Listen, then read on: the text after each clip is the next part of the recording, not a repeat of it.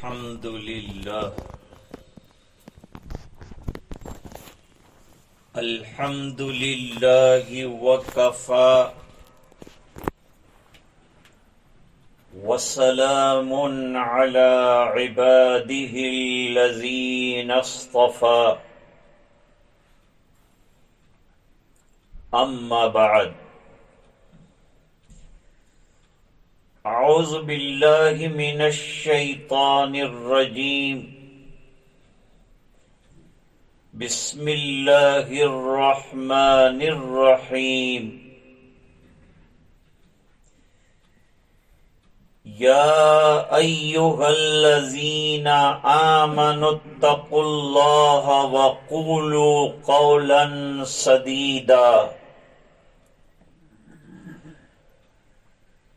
يصلح لكم أعمالكم ويغفر لكم ذنوبكم ومن يطع الله ورسوله فقد فاز فوزا عظيما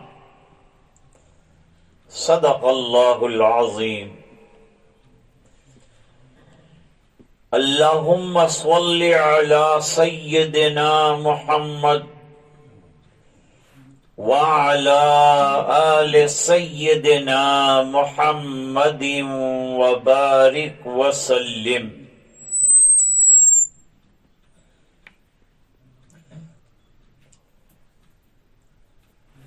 ابھی ہم نے اللہ کے فضل و کرم سے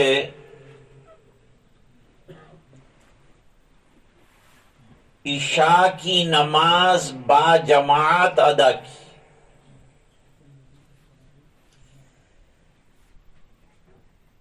یہ اللہ تعالی کا کرم ہے اور اس کا احسان ہے.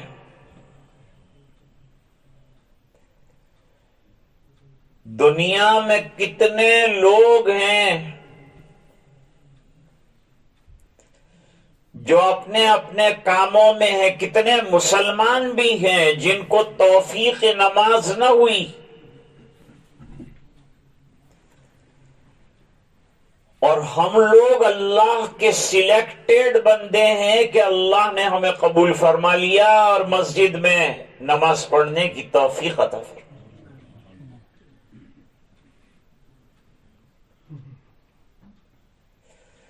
مسجد میں آ جانا یہی در حقیقت ہمارے عمل کی قبولیت کی علامت ہے.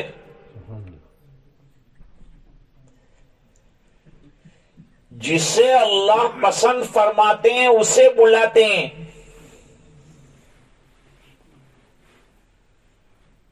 تو یہ محض اللہ کا فضل ہوا. پہلی بات.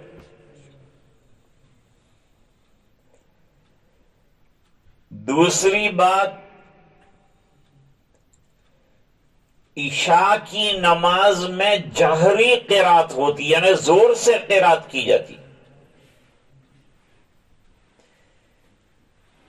رات کا وقت شانتی اور سکون کا وقت ہے.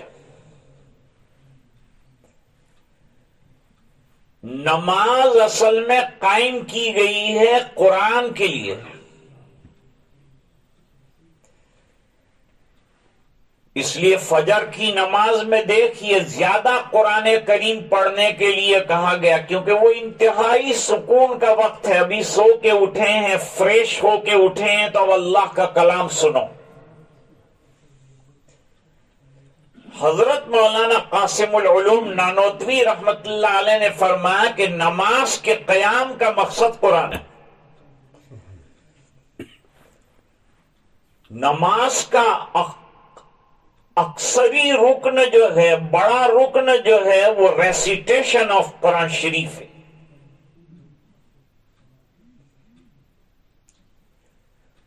تو نمازوں میں قرآن کریم کو بہت غور سے سننا چاہیے. جو حضرت امام صاحب پڑھتے ہیں اس کو غور سے سننا چاہیے.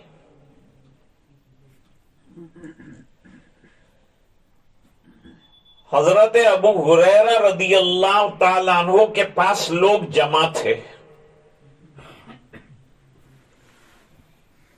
آپ نے پوچھا کہ کل رات کو عشاء میں امام صاحب نے کیا پڑھا تھا؟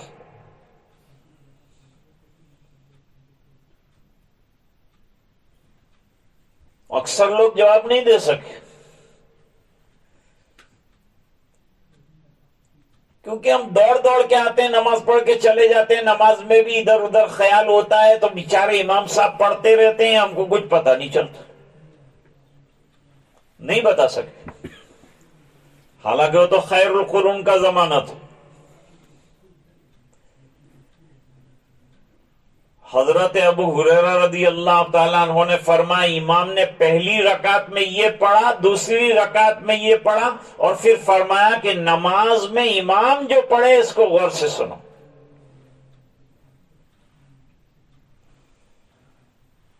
آج امام صاحب نے کیا پڑھا؟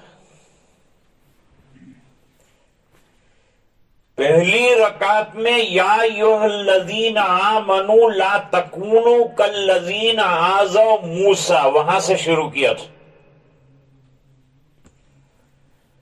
اور دوسری رکعت میں پڑھا ان للمتقین مفازا، اس میں بھی تقوی کا ذکر ہے، اس میں بھی تقوی کا ذکر ہے۔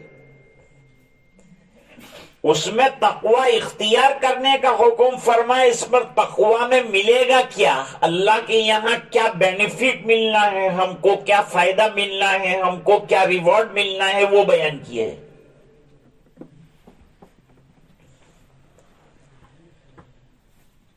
اب جب میں یہاں آیا تو میرے دماغ میں کئی موضوع تھے، یہ بولوں وہ بولوں، فلاں چیز کہوں، یہ کہوں وہ کہوں۔ جب حضرت امام صاحب نے پڑھا تو میرا ذہن متوجہ ہو گیا ایک آیت کی طرف، اور نماز میں نے سوچ لیا کہ انشاءاللہ اس پر جو ہے بھائیوں کے ساتھ بات کروں گا۔ وہ پوری آیت پر گفتگو نہیں کرنا، مجھے ایک ہی پوائنٹ پر گفتگو آپ کے ساتھ کرنی ہے۔ اگر وہ ہماری زندگی میں آ جائے تو ہم کامیاب مسلمان ہیں، سکسیسفل مسلم۔ کامیابی ہماری زندگی میں آ جائے گی، اس کو اللہ تعالیٰ نے بیان فرمایا ہے آیت میں۔ تو بہت سارے مفادات ہیں، اس پر تو گھنٹوں بات ہو سکتی ہے، لیکن آپ گھنٹوں بات سنیں گے نہیں اور میں گھنٹوں بات کروں گا نہیں۔ آپ کی بھی دعا یہ ہوگی کہ شارٹ بیان ہو، میری بھی تمنا یہ ہے کہ جلدی ختم ہو۔ اللہ فرماتے ہیں وَمَن يُطِعِ اللَّهَ وَرَسُولَهُ فَقَدْ فَازَ فَوْزًا عَظِيمًا۔ جو اللہ کی اطاعت کرے اور جو رسول اللہ کی اتباع کرے بس وہ کامیاب ہے۔ کامیابی کا اور سکسیس کا سیکریٹ بتائے۔ What is the secret of success? So Allah subhanahu wa ta'ala mentions two things. First, obedience of Allah subhanahu wa ta'ala, and then ittiba'i Rasul sallallahu alayhi wa sallam. جیسے گاڑی جو ہوتی اس کے دو well ہوتے ہیں، اس طرح مسلمان کی لائف کی گاڑی کے دو ویل ہیں، ایک اطاعت اللہ، ایک اتباع رسول۔ دونوں چیزیں ساتھ ساتھ چلیں گی۔ صحابہ کرام نے بہت ساری بکس نہیں پڑھی تھی، پھر وہ کیوں کامیاب ہوئے؟ صحابہ کرام سے اللہ راضی کیوں ہوئے؟ وہ اللہ سے راضی کیوں ہوئے؟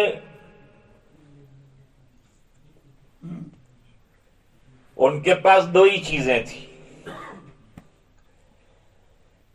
ایک قرآن کریم، ذرا اچھے الفاظ میں کہوں تو ایک کلام اللہ، دوسرے رسول اللہ. یہ دو چیزیں ان کے پاس تھیں. ایک طرف کلام اللہ تھا، اس میں آیات پڑھتے تھے، اور جب آنکھ کھولتے تھے تو رسول اللہ صلی اللہ علیہ وسلم پر نظر پڑتی تھی. جیسا آپ کرتے تھے ویسا صحابہ کرام کرتے تھے.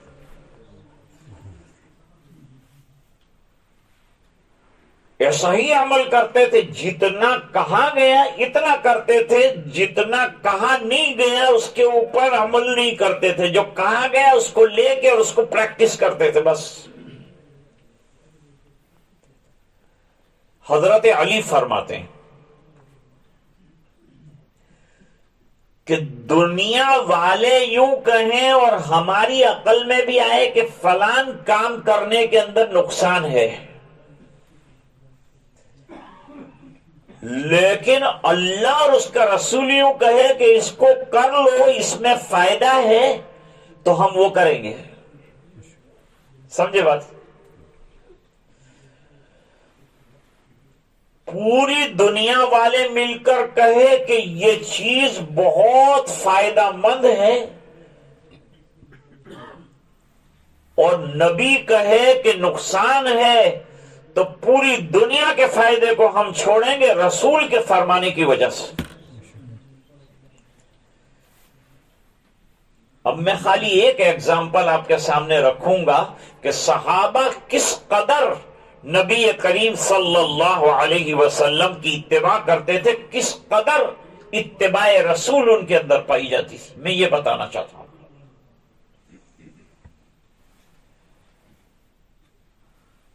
بخاری شریف میں ایک حدیث ہے. بخاری شریف میں ٹوٹل مکررات وغیرہ ریپیٹ ہو کر حدیثیں آئی ہیں، total 9082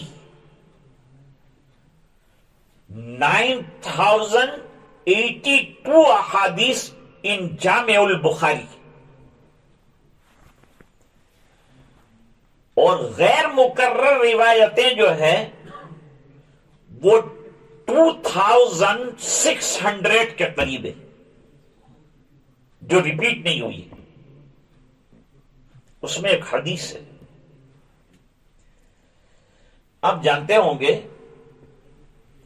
amongst the companions of Rasulullah sallallahu alayhi wasallam, the great and eminent companion of Rasulullah sallallahu alayhi wasallam was Hazrat Abu Zar Ghifari radiyallahu ta'ala. ان کی بہت لمبی تاریخ ہے. ابو ذر غفاری رضی اللہ تعالیٰ عنہ کا نام جانتے ہو؟ جندب ابن جنادہ، یہ ان کا نام ہے. مشہور ابو ذر غفاری سے ہیں. قبیلہ غفار کے رہنے والے تھے. قبیلہ لٹیرا تھا. لوگوں کو پہلے الٹیمیٹم دیتا تھا کہ رات کو آج تمہارے یہاں لوٹ چلائی جائے گی، اور پھر جات کے لوٹتے تھے. ابو ذر بھی ان میں شامل تھے. لیکن ایک اسپیشلٹی ایمان لانے سے پہلے ابو ذر غفاری کی یہ تھی کہ انہوں نے کسی آئیڈل کو کبھی بھی کفر کے زمانے میں بھی ورشپ نہیں کیا. یہ ان کی خوبی تھی. اور جب لائے تو حضور پاک صلی اللہ علیہ وسلم پر ایمان لائے.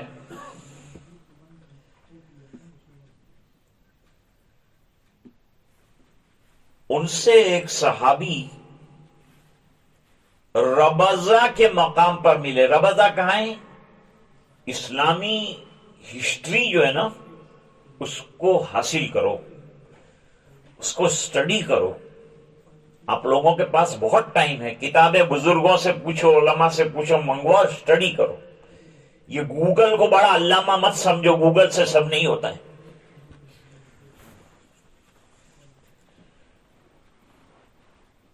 حضرت عثمان رضی اللہ تعالیٰ عنہ کے زمانے میں حضرت ابو ذر غفاری رضی اللہ تعالیٰ عنہ کو مدینہ منورہ سے 10 کلومیٹر کے فاصلے پر ایک ویلیج ہے، اس کا نام ربضہ، وہاں ٹرانسفر کیا۔ کیوں ٹرانسفر کیا؟ دا بگ ہسٹری، اب اس کے پیچھے بڑی ہسٹری ہے، اس کو بھی چھوڑ دیتے۔ وہاں ان سے ملاقات کے لیے ایک صحابی پہنچے،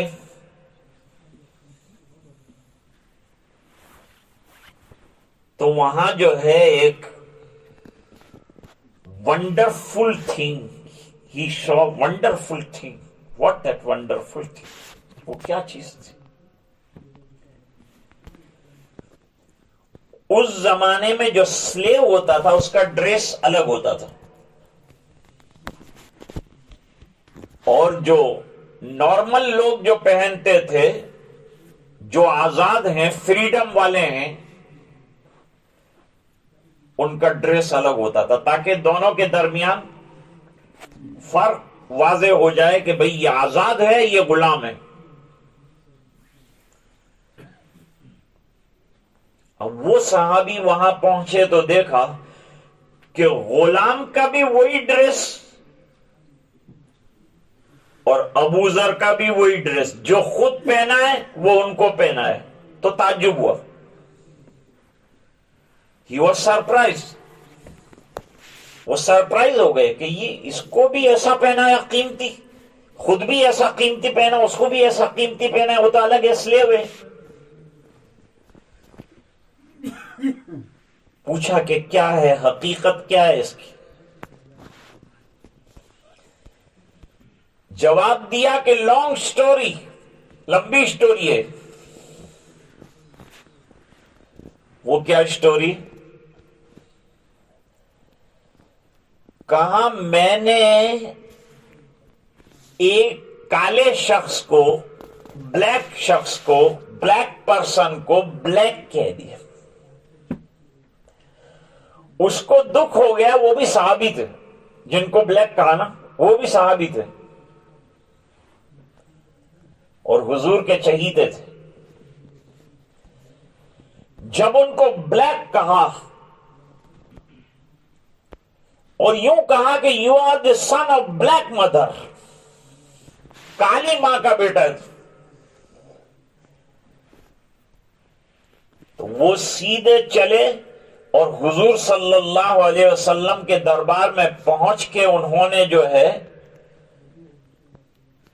ان کی فریاد کر دی کہ ابو ذر غفاری نے مجھے گالی دی ہے۔ اس کو گالی کہتے تھے اس زمانے میں، آج کل گالیاں الگ ہے، اس زمانے میں کی گالی یہی تھی۔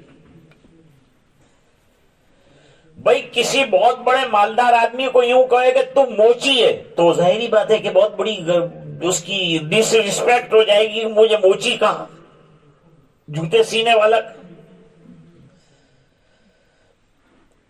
حضور پاک صلی اللہ علیہ وسلم نے بلایا ابو ذر غفاری کو۔ آپ صلی اللہ علیہ وسلم فیصلہ کرنے سے پہلے، ڈیسائیڈ کرنے سے پہلے، جسٹیفائی کرنے سے پہلے دونوں طرف کے لوگوں کی بات سنتے تھے، اس کی بھی سنتے تھے، اس کی بھی سنتے تھے، بوتھ سائڈز۔ اس کے بعد انصاف کرتے تھے۔ انصاف اس طرح سے ہوتا ہے، ہم لوگوں کا حال کیا ہوتا ہے، ایک آدمی کی بات سنی تو کچے کان کے اتنے فوراً کامنٹ دینا شروع کر دیں گے، یہ نہیں سوچیں گے کہ بھائی اس سامنے والے سے بھی پوچھنا چاہیے کہ اس کی کیا مسٹیک ہے، اس کی کیا پرابلمس ہیں، ذرا اس کو بھی ذرا سننا چاہیے، اس کے بعد فیصلہ کرنا چاہیے، ڈیسائیڈ بعد میں کرنا چاہیے۔ حضور ڈیسیژن دینے سے پہلے دونوں سائڈ کی بات سنتے تھے، یہ انصاف کا طریقہ ہے۔ بلایا ابو ذر غفاری کو اور کہا کہ تم نے وہ ایسا کہا تھا؟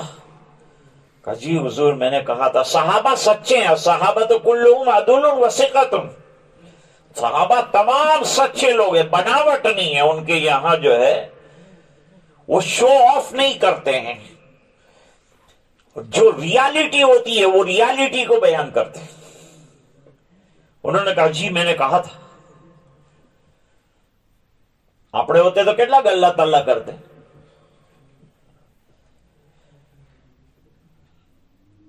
لیکن حضور اس نے بھی مجھے کہا تھا.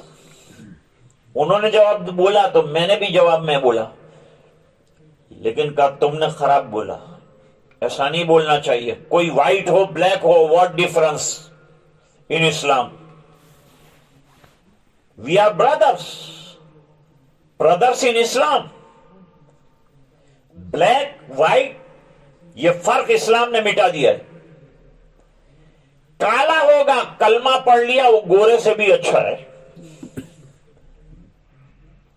ہمارے یہاں رنگوں کی بنیاد پر فیصلہ نہیں ہے، دین کی بنیاد پر فیصلہ. حضرت بلال رضی اللہ تعالیٰ عنہ حبشی ہیں، لیکن حدیث میں فرمایا کہ جنت میں سرکار نے ان کے قدموں کی آہٹ کو اپنے سے آگے سنا. اب یہاں علماء بھی موجود ہیں، بھئی درجہ حضور کا بڑا کہ حضرت بلال کا بڑا؟ تو حضور کے قدم آگے ہونے چاہیے، تو بلال کے قدم آگے کیسے چلے گئے؟ کیا جواب ہے آپ کے پاس؟ جواب سن لو، کسی دن کام آ جائے گا. بھئی جو خادم ہوتا ہے نا وہ آگے چلتا ہے. حضرت بلال خادم ہے، حضور کے لیے انتظام کرنے کے لیے آگے جا رہے ہیں. سرکار کے خادم ہیں، سرکار پیچھے ہیں، خادم آگے. یہ علماء نے جواب دیا ہے، شارحین حدیث نے یہ جواب دیا ہے. تو رنگ کی بنیاد پر فیصلہ ہوا اللہ کے یہاں، یا دین کی بنیاد پر اللہ کے یہاں فیصلہ ہوتا ہے؟ اتباع سنت کی بنیاد پر فیصلہ ہوتا ہے، اطاعت خداوندی کی بنیاد پر فیصلہ ہوتا ہے.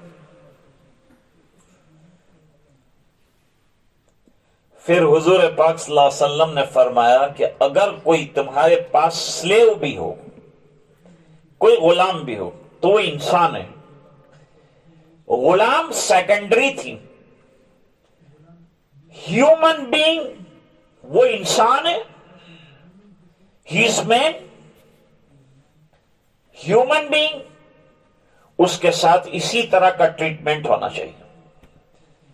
انسانیت کا معاملہ ہونا چاہیے. گجراتی ની અંદર કહેવામાં આવે کہ માનવતા મોટી વસ્તુ છે. انسانیت بہت بڑی چیز ہے، بس کہ مشکل ہے ہر ایک کام کا آسان ہونا، اور آدمی کو بھی میسر نہیں انسان ہونا. دنیا میں آدمی بہت ہے لیکن انسان کہاں ہے؟ دنیا میں ضرورت ہے انسانوں کی تو یہ دنیا چلے گی. آدمی تو کہنے کو بہت ہیں، کوئی ڈھونڈو تلاش کرو کوئی اچھا انسان مل جائے. سرکار محنت کرتے تھے لوگوں کو انسان بنانے کی، اللہ والے محنت کرتے ہیں لوگوں کو انسان بنانے کی. دل کا بگاڑ ختم ہوگا تو آدمی اچھا انسان بنے. پھر حضور نے فرمایا جب انسان ہے تو انسانوں جیسا معاملہ کرو. جو تم کھاؤ ان کو کھلاؤ، جو تم پہنو ان کو پہناؤ. بس ایک مرتبہ حضور نے کہہ دیا. حضور کے وصال کے 40 سال کے بعد، آفٹر 40 ایئرس ان ربضہ، یہ صحابی یا تابعی کی ملاقات ہوئی. کہا سلیو کا لباس ڈریس اور آپ کا ڈریس ایک کیوں ہے؟ تو وہ اسٹوری پوری بیان کرنے کے بعد کہا کہ یہ میرے آقا نے مجھے طریقہ بتایا ہے، اور دنیا سے حضور گئے، جانے کے بعد سے سب لوگ تھوڑا تھوڑا بدلے ہوں گے، لیکن ابو ذر کو جہاں بٹھا کے گئے وہیں رہے، سنت کے خلاف پوری زندگی میں نہیں کی. اتباع سنت. کیوں پہنا ہے سلیو کو سیم ڈریس جو خود نے پہنا ہے؟ اس لیے کہ آقا نامدار جناب رسول اللہ صلی اللہ علیہ وسلم نے 40 سال پہلے ایڈوائز کیا تھا، اس سنت پر میں ابھی عمل کر رہا. بخاری شریف میں ایک حدیث ہے بڑی عجیب و غریب، میرے نظر سے گزرتی رہتی ہے، وہ حدیث ہمیشہ میرے سامنے رہتی ہے. اللہ کے رسول صلی اللہ علیہ وسلم نے فرمایا کہ کامیابی میری اتباع میں ہے. کامیابی کہاں ہے؟ میری اتباع میں. To follow the way and a path of Rasulullah sallallahu alaihi wasallam, whosoever follow the tariqah of Rasulullah sallallahu alaihi wasallam in his life, he is successful. وہ کامیاب. تو حضور نے فرمایا کہ کامیابی سنتوں کے اندر رکھی. واضح حدیث ہے، بخاری کی حدیث ہے کہ سنتوں میں اللہ تعالیٰ نے سکسیس رکھا ہے، کامیابی رکھی. اور دوسری بات حضور نے فرمائی کہ میری روزی اللہ نے نیزے اسپیئر کے نیچے رکھی ہے. کیونکہ اس زمانے میں جیسے ہم لوگ رمضان میں پکوڑے اور سموسے اور سب کھاتے ہیں، کیونکہ مسلمان پورے عالم میں کہیں بھی گیا سموسے اور مسلح ساتھ لے کے گیا ہے. یہ تو ہمیشہ ساتھ ہی چلتا ہے. لیکن حضور کے زمانے میں نہ سموسے تھے، نہ پکوڑے تھے، نہ مکوڑے تھے. لہذا وہ شکار کے ذریعے سے اپنا کھانا پورا کرتے تھے. ہنٹنگ کے ذریعے سے اپنے کھانے کا نظام چلتا تھا. کوئی شکار کا جانور مل گیا، گوشت کو بھون لیا، کھا لیا. یہ جو ہم مسالہ حاجات لگا کر مسالہ لگا کے سالن کو خراب کرتے ہیں اور پیٹ کو خراب کرتے ہیں، یہ حضور کے زمانے میں نہیں تھا. سادہ اور سمپل کھانا ہوا کرتا تھا ان کا. لمبی بات نہیں کرنی مجھے. آج کی نشش کا خلاصہ کیا ہے؟ آج کی نشش کا خلاصہ صرف اتنی سی بات ہے کہ نقش قدم نبی کے ہیں جنت کے راستے. نقش قدم نبی کے ہیں جنت کے راستے. اللہ سے ملاتے ہیں سنت کے راستے.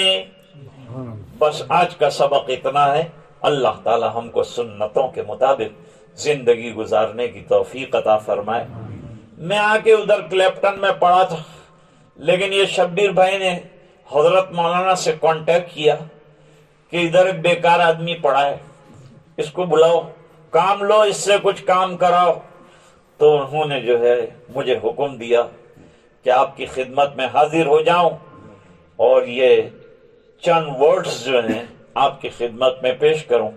اللہ مجھے آپ کو اس پر عمل کرنے کی توفیق سعید عطا فرمائے. آمین. اللہم لک الحمد کلہ ولک الملک کلہ ولک الشکر کلہ وإلیک یرجع الامر کلہ علانیتہ وسرہ. اللہم صلی علی محمد وبارک وسلم. رب اغفر وارحم وتجاوز عما تعلم انک انت العز الاکرم. آتنا فی الدنیا حسنہ وفی الآخرۃ حسنۃ وقنا عذاب النار وادخلنا الجنۃ مع الابرار. یا عزیز یا غفار. اللہم افتح لنا ابواب رحمتک وسہل لنا ابواب رزقک. اللہم بارک لنا فی رجب وشعبان وبلغنا رمضان. اللہم سلمنا لرمضان وسلم رمضان لنا یا ارحم الراحمین. اے اللہ ہمارے گناہوں کو معاف فرما، کوتاہیوں سے درگزر فرما، اپنا فضل فرما، کرم فرما. اے اللہ ہماری زندگیاں تیرے احکام کے مطابق گزارنے والا ہمیں بنا دے. اور اے اللہ نبی کریم صلی اللہ علیہ وسلم کی اتباع کرنے کی توفیق عطا فرما. ایک ایک سنت پر عمل کرنے کی توفیق عطا فرما. اے الہ العالمین رمضان کا مبارک مہینہ آنے والا ہے. اللہ ہمیں صحت عطا فرما، تندرستی عطا فرما، روزوں کی توفیق عطا فرما، عبادات کی توفیق عطا فرما، اعمال صالحہ کی توفیق عطا فرما، گناہوں سے بچنے کی توفیق عطا فرما. اے اللہ رمضان کا روزوں کا جو سگنیفیکنس اور وزڈم ہے وہ ہمیں عطا فرما، اور وہ ہے تقوی کا حصول. اے اللہ ہمیں متقی بنا، پرہیزگار بنا، تیرے دربار کا بندہ بنا. اے اللہ ہماری ٹوٹی پھوٹی عبادات کو قبول فرما. اے اللہ آج کی مجلس کو قبول فرما. حضور پاک صلی اللہ علیہ وسلم کی اتباع زندگی کے ہر شعبے میں نصیب فرما. پورے مجمع کی مغفرت فرما. امت کے ایک ایک فرد کی مغفرت فرما. دعائیں اپنے فضل و کرم سے قبول فرما. برحمتک یا ارحم الراحمین.